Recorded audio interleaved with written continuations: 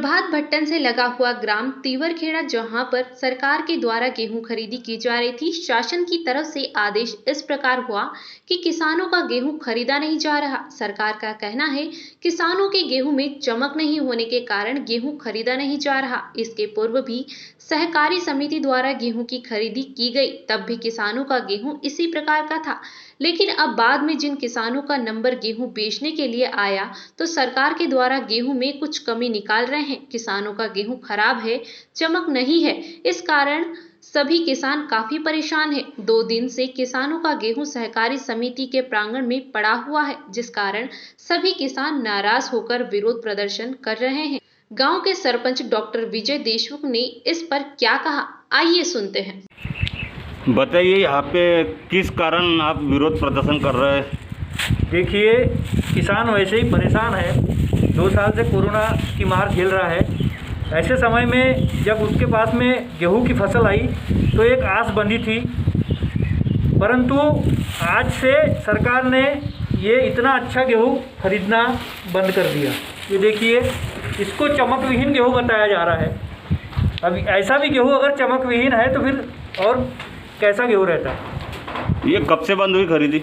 ये खरीदी तो आज से ही बंद हो गई है। सब सारा जितना माल दिख रहा है वो सारा का सारा माल रिजेक्ट कर दिया है। इसके पूर्व जो खरीदा गया तो इसी प्रकार गेहूं था कि इससे भी जो 72 कंडीशन का गेहूं था वो खरीदा गया। तो यहाँ के प्रबंधक का क्या कहना है?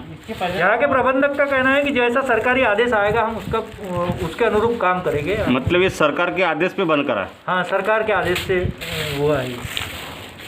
तो आप क्या चाहते हैं? हम चाहते हैं कि जितना भी गेहूँ है, चूँकि शिवराज सिंह चौहान जी ने बोला था कि किसानों को चिंता करने की कोई आवश्यकता नहीं है, हम उनका दाना दाना खरीदेंगे। और जब किसान यहाँ गेहूँ लेके आया तो दाने दाने की बात तो छोड़ो, ये चमक, जिसमें चमक है, जो 100% चमक वाला गेहूँ है, ये देखिए, ये 100% चमक वाला गेहूँ है, इस गेहूँ को भी रिजेक्ट किया जा रहा है। तो हम सरकार से मांग करते हैं कि किसानों का पूरा गेहूँ खरीदा जाए। अगर जब तक पूरा गेहूं नहीं खरीदा जाएगा तब तक हम यहाँ से नहीं हटेंगे। हमारा धरना ऐसे ही यहाँ चालू रहेगा। कितने किसानों का माल यहाँ पे जो गेहूँ यहाँ अभी लगभग 50-60 किसान है और बेचारे 2-2, 3-3 दिन से ट्रालियाँ इनकी खड़ी है, 2-2, 3-3 दिन से परेशान हो रहे हैं। रात में सोने आना पड़ता है यहाँ पे। 3-3 दिन से ट्रैक्टर ट्राली माल भर के खड़ा हुआ है। किसान है इनका, आप चाहे तो इनसे पूछ सकते हैं। ट्रैक्टर का किराया विराया सब बैठ रहा है। और मौसम सही नहीं है उस पर, मौसम कभी भी आ जाता है। बाहर से लोग आते हैं तो उसके झकने टकने की व्यवस्था कुछ है नहीं यहाँ पे। धन्यवाद। जो कि हमारे तीवरखेड़ ग्राम के सरपंच डॉक्टर विजय देशमुख यहाँ पे धरने पे बैठे हैं, विरोध प्रदर्शन कर रहे हैं। सरकार की तानाशाही नहीं चलेंगी। जिस प्रकार गेहूँ खरीदी का जो सिलसिला चल रहा था, समर्थन मूल्य में सरकार का आदेश यहाँ सुनने में आ रहा है कि गेहूँ खरीदी बंद की जाए। इसके लिए सारे किसान तीवरखेड़ में विरोध प्रदर्शन कर रहे हैं। आप यहाँ पे सोसाइटी में किस पोस्ट पे हो? मैं तो लिपिक के पोस्ट पे हूँ। यहाँ पे जो किसान आज भीड़ करके विरोध प्रदर्शन करने, धरना प्रदर्शन कर रहे हैं, किस कारण इनका विरोध चल रहा है? पहले शासन का आदेश था कि 50% तक के चमकीन गेहूँ चलेगा।